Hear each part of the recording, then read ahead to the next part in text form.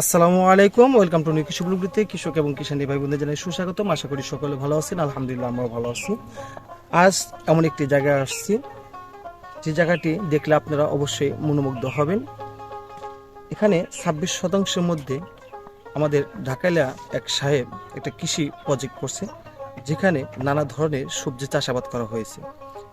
এই 26% জায়গার মধ্যে 8 ধরনের সবজি চাষাবাদ করা হয়েছে। আমার পিছে যে এটি দেখতে পাচ্ছেন, এটি একটি হাইব্রিড জাতের শসা। সেই শসাগুলো মালচিং পদ্ধতিতে করা হয়েছে। এবং আমার সামনে যেটি দেখতে পাচ্ছেন, এটি হাইব্রিড জাতের করলা। আর এখানে আরও অনেক ধরনের সবজি চাষাবাদ করা হয়েছে, যেমন সরিষা, বেগুন, মরিচ, ডেউকা, মিষ্টি লাউ, এ ধরনের নানা ধরনের সবজি চাষাবাদ করা হয়েছে। এবং কি যে জায়গাটির মধ্যে করা হয়েছে, এই জায়গাটি কিন্তু একটি সময় পেঁপে বাগান ছিল বা এখনো আছে। শীতকালীন সময় আপনার পেঁপে বাগানে পেঁপের ফলন কম থাকাতে সে এই পেঁপের যে কেলগুলো থাকে, সেই কেলের মধ্যে মালচিং পদ্ধতির মাধ্যমেই কিন্তু আপনার সবজি চাষাবাদ করা হয়েছে। আর সেগুলোই আপনাদেরকে আজ আমি ঘুরে ঘুরে দেখাবো।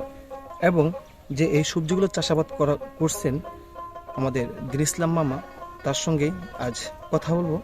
এবং আপনারা অবশ্যই দেখলে আরো মনোমুগ্ধ হবেন যে এই শসাগুলো একদমই কিন্তু মাটি থেকে ধরছে। আর সেটি দেখার জন্য আমাদের ভিডিওর সম্পূর্ণ আপনি দেখতে হবে। আপনারা দেখতে থাকুন।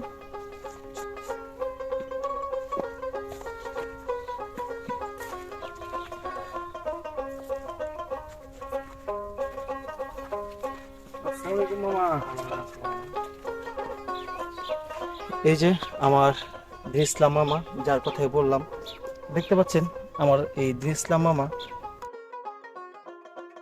এবং পরিশ্রম করতে পারেন। সে কিন্তু চাইলে এটি না করলেও হয়, কিন্তু সে তার শিকড়কে বলতে চাচ্ছেন।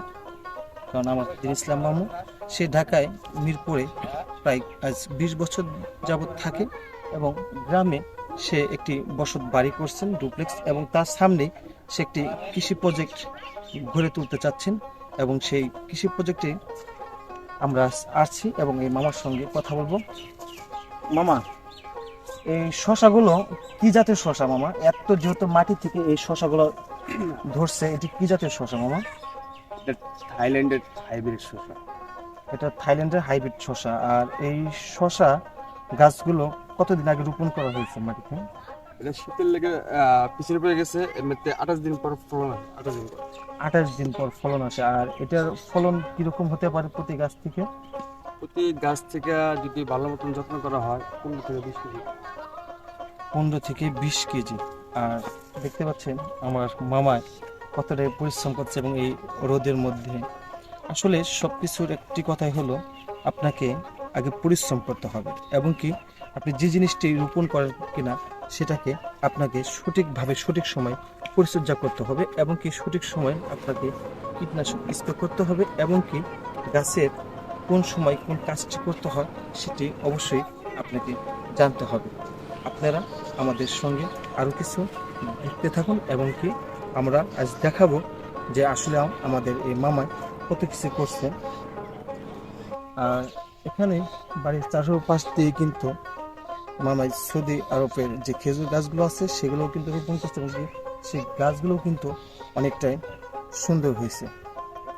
যারা আমাদের ভিডিওগুলো এতটা সময় নিয়ে দেখছেন, তাদেরকে জানাই অসংখ্য ধন্যবাদ।